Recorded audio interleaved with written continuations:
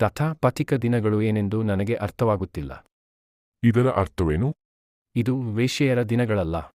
ನಾನು ಕ್ಷೇತ್ರಪುರನಲ್ಲಿ 5 ಬಾರಿ ಚೆಪ್ಪೋದಿಯಲ್ಲಿದ್ದೆ. ಅವುಗಳಲ್ಲಿ ಪ್ರತಿಯೊಂದೂ ಒಂದೇ ಬೆಳೆ. ಏನು? ಒಮ್ಮೊಮ್ಮೆ ಯಾರಿಗೂ ಅರ್ಥವಾಗುವುದಿಲ್ಲ. ಈ ಸಲ ಹೇಳಿದರೆ ಏನಾಗುತ್ತೋ ಗೊತ್ತಿಲ್ಲ. ನಿಮ್ಮ ಅಭಿಪ್ರಾಯವಿದ್ದರೆ ಕಾಮೆಂಟ್ ಮೂಲಕ ತಿಳಿಸಿ. ಆದರೆ ಅವನು ಅದನ್ನು ಮತ್ತೆಂದೂ ಹೇಳಲಿಲ್ಲ. ಸರಿ, ಆದರೆ ನಾನು ಹೇಳುವ ಮೊದಲು ನಾನು ನಿಮಗೆ ಒಂದು ಸರಿ, ಆದರೆ ಏನು ಹೇಳು? ಕ್ಷೇತ್ರಪುರಂ ಗ್ರಾಮದಲ್ಲಿ ಯಾರೂ ಒಂದಕ್ಕಿಂತ ಹೆಚ್ಚು ಕಡೆ ಹೋಗಲಿಲ್ಲ. ಅವರು ಪರಮತಿಯ ದಿಕ್ಕಿನ ಕಡೆಗೆ ಈ ಕ್ಷೇತ್ರಪುರಕ್ಕೆ ಹೋದ. ನೀವು ಯಾಕೆ ಹೋಗಿದ್ದೀರಿ ಎಂದು ನನಗೆ ಗೊತ್ತಿಲ್ಲ, ಆದರೆ ದಾರಿಯಲ್ಲಿ ಯಾರೋ ಹೇಳಿದರು. ಅವರು ಏನು ಹೇಳಿದರು? ಅಲ್ಲಿ ಯಾವುದೇ ಒಂದು ಉತ್ಸವದಲ್ಲಿ ಎಲ್ಲರೂ ಸೇರಿ ಆಂಜನೇಯ ಸ್ವಾಮಿಗೆ ಪೂಜೆ ಸಲ್ಲಿಸುತ್ತೇವೆ. ನೀವು ಬೇರೆ ಏನಾದರೂ ಹೇಳಿ? ಇಲ್ಲ, ಬೇರೇನೂ ಹೇಳಿಲ್ಲ. ನಾನು ನಿಮಗೆ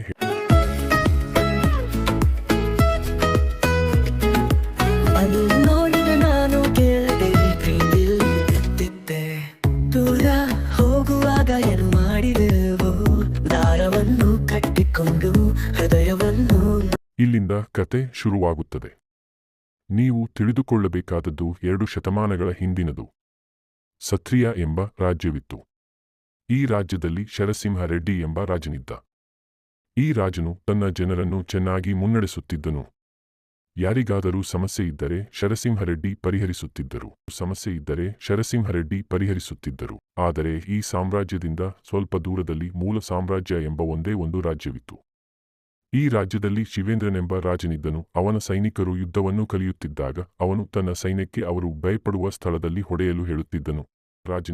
ಅವನ ಸೈನಿಕರು ಯುದ್ಧವನ್ನು ಕಲಿಯುತ್ತಿದ್ದಾಗ ಅವನು ತನ್ನ ಸೈನ್ಯಕ್ಕೆ ಅವರು ಭಯಪಡುವ ಸ್ಥಳದಲ್ಲಿ ಹೊಡೆಯಲು ಹೇಳುತ್ತಿದ್ದನು. ಆದರೆ ಶರಸಿಂಹ ರೆಡ್ಡಿ ರಾಜು ಅವರ ಬಳಿ ಸಾಕಷ್ಟು ಸಂಪತ್ತು ಇರುವುದು ಶಿವೇಂದ್ರ ರಾಜುಗೆ ತಿಳಿಯಿತು. ರಾಜ ಶಿವೇಂದ್ರ ದುರಾಸೆ. ಹೇಗಾದರೂ ಮಾಡಿ ಆ ಸಂಪತ್ತನ್ನು ತನ್ನದಾಗಿಸಿಕೊಳ್ಳಬೇಕೆಂದು ಬಯಸಿದನು. ರಾಜ ಶಿವೇಂದ್ರನು ತನ್ನ ಸೈನ್ಯವನ್ನು ಸಿದ್ಧಪಡಿಸುತ್ತಾನೆ ಮತ್ತು ಸತ್ರಿಯ ರಾಜ್ಯದ ವಿರುದ್ಧ ಯುದ್ಧಕ್ಕೆ ಹೋಗುತ್ತಾನೆ. ರಾಜ ಸರಸಿಂಹ ರೆಡ್ಡಿ ಅವರು ಬರುತ್ತಿದ್ದಾರೆಂದು ತಿಳಿದು ಅವರೊಡನೆ ಹೋರಾಡಲು ತಮ್ಮ ಸೈನ್ಯದೊಂದಿಗೆ ಹೋದರು.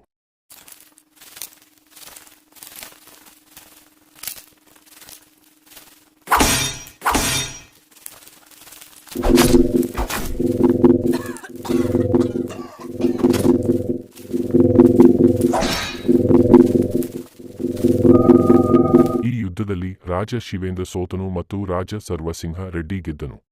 ನೋಡು ಶಿವೇಂದ್ರ, ನೀನು ನಮ್ಮ ರಾಜ್ಯದಲ್ಲಿರುವವರನ್ನು ಏಕೆ ಕೊಲ್ಲಲು ಬರುತ್ತೀಯಾ? ನಾನು ನಿನ್ನ ರಾಜ್ಯವನ್ನು ಮತ್ತು ನಿನ್ನ ರಾಜ್ಯದಲ್ಲಿರುವ ಎಲ್ಲಾ ಚಿನ್ನವನ್ನು ಹೊಂದಲು ಬಯಸುತ್ತೇನೆ. ಅದು ಎಂದಿಗೂ ಆಗದ ಸಂಗತಿ. ನಾನು ನಿನ್ನನ್ನು ಕೊಂದು ನಿನ್ನ ರಾಜ್ಯವನ್ನು ವಶಪಡಿಸಿಕೊಂಡರೆ, ನಾನು ನಿನ್ನ ರಾಜ್ಯಕ್ಕೆ ರಾಜನಾಗುತ್ತೇನೆ. ನೀನು ನನ್ನನ್ನು ಏನೂ ಮಾಡಲಾರೆ. ಇನ್ನೊಂದು ಕ್ಷಣವೂ ನೀನು ಬದುಕಿರಲಾರೆ. ಹೀಗಾಗಿ ಇಬ್ಬರೂ ಅಲ್ಲಿಯೇ ಜಗಳ ಮಾಡಿಕೊಂಡು ಅಲ್ಲಿಂದ ರಾಜ ಸರಸಿಂಹರೆಡ್ಡಿ ತನ್ನ ಸಂಪತ್ತನ್ನು ಗ್ರಾಮದ ಎಲ್ಲಾ ಜನರಿಗೆ ಸಹಾಯ ಮಾಡಲು ಬಳಸಿದನು. ಸರ್ ಸಿಂಹರೆಡ್ಡಿ ರಾಜ ಅವರಿಗೆ ವಯಸ್ಸಾಗುತ್ತಿದ್ದಂತೆ ತಮ್ಮ ಸಂಪಾದನೆಯಲ್ಲಿ ಒಂದಿಷ್ಟು ಗುಹೆಯಲ್ಲಿ ಬಚ್ಚಿಟ್ಟು ಪೂಜೆ ಸಲ್ಲಿಸಿದ ಬಳಿಕ ಯಾರಿಗಾದರೂ ಕಷ್ಟಪಟ್ಟು ಸಹಾಯ ಮಾಡಲು ಸಾಧ್ಯ ಎಂದು ಪತ್ರದಲ್ಲಿ ಬರೆದಿದ್ದಾರೆ. ಆದರೆ ಈ ರಹಸ್ಯವು ಅವನ ಸಾಮ್ರಾಜ್ಯದ 5 ಸೈನಿಕರಿಗೆ ಮಾತ್ರ ತಿಳಿದಿದೆ ಮತ್ತು ಬೇರೆ ಯಾರಿಗೂ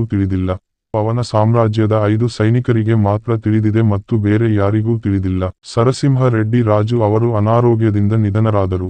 ಈ ವಿಷಯ ತಿಳಿದ ಕೂಡಲೇ ಶಿವೇಂದ್ರ ಜೋರಾಗಿ ಕೂಗಿಕೊಂಡಿದ್ದಾನೆ. ಚಿನ್ನವನ್ನು ಅತ್ಯಂತ ಗೌಪ್ಯವಾಗಿ ಬಚ್ಚಿಟ್ಟಿರುವುದು ಶಿವೇಂದ್ರ ರಾಜುಗೆ ತಿಳಿದು ಬಂದಿದ್ದು, ಅಂದಿನಿಂದ ಹುಡುಕಾಟ ಆರಂಭಿಸಿದ್ದು, ಸಮಯ ಕಳೆದರೂ ಹುಡುಕಾಟ ನಡೆಸುತ್ತಿದ್ದಾರೆ. 30 ದಿನಗಳಿಂದ ಎಷ್ಟು ಹುಡುಕಿದರೂ ಸಿಗುತ್ತಿಲ್ಲ. ಈಗ ಏನು ಮಾಡಬೇಕು? ಏನೂ ಮಾಡುವ ಅಗತ್ಯವಿಲ್ಲ ಪ್ರಭು. ಸುಮ್ಮನೆ ನಿನ್ನ ಕೋಟೆಗೆ ಹೋಗಿ ನಿನ್ನ ರಾಜ್ಯವನ್ನು ನೋಡಿಕೊಳ್ಳು. ನನ್ನ ವಿರುದ್ಧ ತಿರುಗಿ ಬೀಳುವ ಧೈರ್ಯವಿದ್ದರೆ ನಾನು ಈಗ ನಿನಗೆ ಏನು ಮಾಡುತ್ತೇನೆ ನೋಡಿ. ಪ್ರಭು, ಕೋಪಗೊಳ್ಳಬೇಡಿ. ಅಣ್ಣ ಮತ್ತು ತಮರು ಮೋಜಿಗಾಗಿ ಏಕೆ ಬಂದರು ಎಂದು ವಿವರಿಸಿ. ಯಾರಿಗೂ ತಿಳಿಯದಂತೆ ಗುಹೆಯಲ್ಲಿ ಆ ಸರಸಿಂಹ ರೆಡ್ಡಿ ಚಿನ್ನ ಬಚ್ಚಿಟ್ಟಿದ್ದಾನೆ, ಹುಡುಕೋಣ. ಕರ್ತನೆ, ನಿನ್ನ ರಾಜ್ಯದಲ್ಲಿ ಏನಿದೆಯೋ ಅದು ನಿನಗೆ ಸಾಕ. ನನಗೆ ವಯಸ್ಸಾಗಿದೆ ಮತ್ತು ನನ್ನ ವಿಗ್ರಹವನ್ನು ನನ್ನ ರಾಜ್ಯದಲ್ಲಿ ನಿರ್ಮಿಸಿದರೆ ಅದು ತುಂಬಾ ಅದ್ಭುತವಾಗಿ ಕಾಣುತ್ತದೆ. ನಂತರ ನಾನು ಹೆಸರನ್ನು ಪಡೆಯುತ್ತೇನೆ. ನನ್ನ ರಾಜ್ಯಕ್ಕೆ ಹೆಸರು ಬರುತ್ತದೆ. ನನ್ನ ಹೆಸರು ಇತಿಹಾಸದಲ್ಲಿ ನಿಮ್ಮಂತೆಯೇ ಇರುತ್ತದೆ. ಹೆಚ್ಚು ನಿರೀಕ್ಷಿಸಬೇಡಿ. ನಿಮ್ಮಲ್ಲಿರುವುದನ್ನು ಮಾತ್ರ ಪ್ರಯತ್ನಿಸಿ. ಸರಿ, ಅದನ್ನು ಇಲ್ಲಿಯೇ ಬಿಡೋಣ. ಆದರೆ ಭವಿಷ್ಯದಲ್ಲಿ ಯಾರಾದರೂ ಪ್ರಯತ್ನಿಸಿದರೆ ಅವರಿಗೆ ಏನಾಗುತ್ತದೆ? ಪ್ರೇಮಿಗಳಿಬ್ಬರು ಮಾತ್ರ ತೆರೆಯಬಹುದು ಎಂದು ಪೂಜಾ ಹೇಳಿದಾಗ ಮುಂದೆ ಏನಾಗುತ್ತದೆ ಎಂದು ತಿಳಿಯದೆ ಬರೆದು ಹಾಕಿದರು.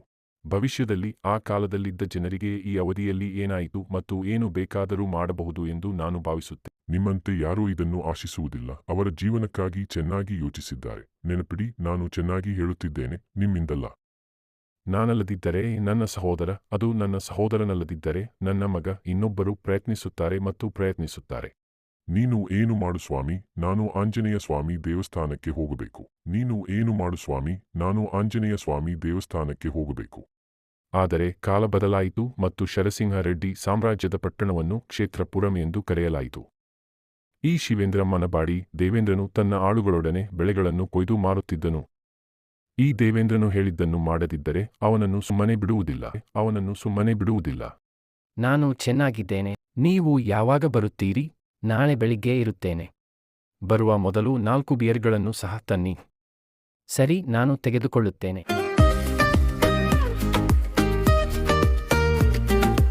ಅದು ನೋಡಿದ ನಾನು ಕೇಳದೆ ಪ್ರೀತಿಯಲ್ಲಿ ಬಿದ್ದಿದ್ದೆ. ದೂರ ಹೋಗುವಾಗ ಏನು ಮಾಡಿದೆವೋ, ದಾರವನ್ನು ಕಟ್ಟಿಕೊಂಡು ಹೃದಯವನ್ನು ನೋಡುತ್ತಾ ನಗುತ್ತಾ ಮೇಲೇರಿದ್ದು ನನ್ನೊಳಗೆ ಏನಾಗುತ್ತಿದೆ ಎಂದು ನನಗೆ ಮೊದಲ ಬಾರಿಗೆ ತಿಳಿಯಿತು. ನನ್ನ ಕುಚೇಷ್ಟೆಗಳನ್ನು ಮತ್ತು ನನ್ನ ಚಿಕ್ಕ ಮೋಜು ನಿನ್ನಲ್ಲಿ ನೋಡಿದೆ. ನಿನ್ನನ್ನು ನೋಡಿದಾಗ ಕನ್ನಡಿಯಲ್ಲಿ ನನ್ನನ್ನೇ ನೋಡುತ್ತಿರುವಂತೆ ಅನಿಸುತ್ತದೆ.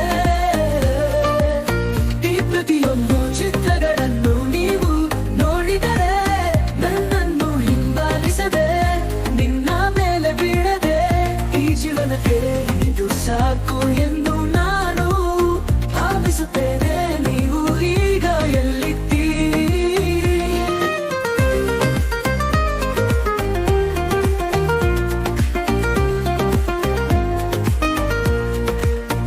ನಿನ್ನ ಕಣ್ಣಲ್ಲಿ ಸಂತಸವಿದ್ದರೆ, ನಿನ್ನ ನಗುವಿಂದಲೇ ನಾನು ಅನೇಕ ಯುದ್ಧಗಳನ್ನು ಮಾಡಿ ಗೆಲ್ಲುತ್ತೇನೆ. ನಾನು ಭರವಸೆ ನೀಡುತ್ತೇನೆ, ಒಂದು ಅಥವಾ ಇನ್ನೊಂದು ಮರೆಯಲು ಅದೇನೆ ನನಗಿದೆ. ನಾನು ನಿನ್ನನ್ನು ನೋಡದೆ ಇರಬಹುದೇ?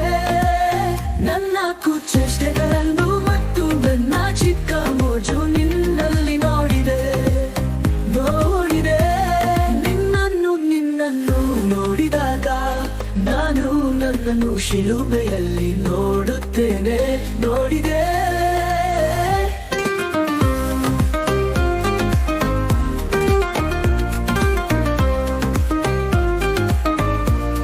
ನಾನು ನಿನ್ನನ್ನು ನೋಡಿದಾಗ ನಾನು ನನ್ನನ್ನು ಶಿಲುಬೆಯಲ್ಲಿ ನೋಡುತ್ತೇನೆ. My voices.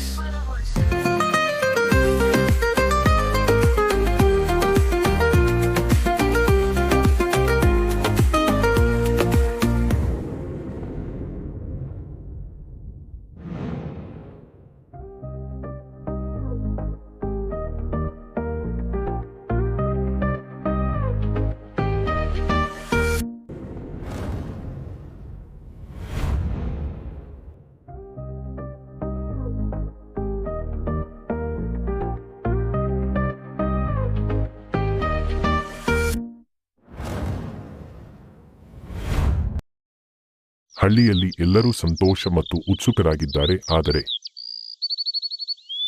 ರಾಮಯ್ಯ ತಮ್ಮ ಕುಟುಂಬದ ಬೆಳೆಯನ್ನು ನೋಡಿಕೊಳ್ಳಲಿದ್ದಾರೆ. ವೇಮಯ್ಯನವರು ಹೂಡಲು ಹಣವಿಲ್ಲದೆ ನಡೆಯುತ್ತಿದ್ದಾರೆ. ಚೀಮಯ್ಯ ಅವರಿಗೆ ಸಹಾಯ ಮಾಡಲು ಸಿದ್ಧರಾಗಿದ್ದಾರೆ. ರಂಗಮ್ಮ ರಂಗಯ್ಯ ಇಬ್ಬರೂ ಮಾತನಾಡದೇ ಇರುವುದು ಇಷ್ಟವಾಗದೆ ಮನೆಯೊಳಗೆ ಹೋಗುತ್ತಾಳೆ. ದೇವೇಂದ್ರ ರಾಮಯ್ಯನ ಮೇಲೆ ಕಣ್ಣಿಟ್ಟನು ಮತ್ತು ಅವರ 20% ಪಾಲನ್ನು ಕಿತ್ತುಕೊಂಡು ಅದನ್ನು ಮಾರಲು ಯೋಚಿಸಿ ಕಾಡಿಗೆ ಹೋಗುತ್ತಾನೆ.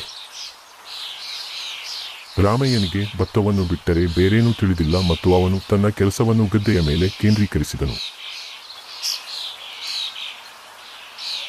ಹಾಯ್ ವೆನ್ನೆಲ, ನೀವು ಯಾಕೆ ತುಂಬಾ ಉದ್ವಿಗ್ನರಾಗಿ? ಅಬ್ಬೆಗೆ ಏನಾಗಿದೆ? ತೊಂದರೆ ಇಲ್ಲ ಎಂದು ಹೇಳಿ, ನಾನು ಸಹಾಯ ಮಾಡ. ದೇವಸ್ಥಾನಕ್ಕೆ ಹೋಗಲು ಯಾರಾದರೂ ಸಹಾಯ ಮಾಡುತ್ತಾರೆ ಎಂದು ನಾನು ಭಾವಿಸಿದ್ದರೂ ಯಾರೂ ಹೋಗಲಿಲ್ಲ. ಆ ದೇವಸ್ಥಾನಕ್ಕೆ ಹೋಗಬೇಕಾದರೆ ಕಾಡಿನಲ್ಲಿಯೇ ಹೋಗಬೇಕು, ಅದಕ್ಕೆ ಭಯ ಏನು ಅಂತ ನನಗೂ ಗೊತ್ತಿಲ್ಲ ಸುಮಿ. ನನ್ನ ಬಳಿ ಸಂದೇಶವಿದೆ ವೆನ್ನೆಲ್ಲ. ಏನು ಹೇಳು. ಯಾರ ಜೊತೆಗಾದರೂ ಸ್ನೇಹ ಇದ್ರೆ ಸಾಕು, ಯಾರ ಜೊತೆಗಾದರೂ ಸುಮಿ ಹೇಳಿದ್ದು ತಪ್ಪು. ಸಹಜವಾಗಿ ಸರಿ, ಪ್ರಯತ್ನಿಸಿ.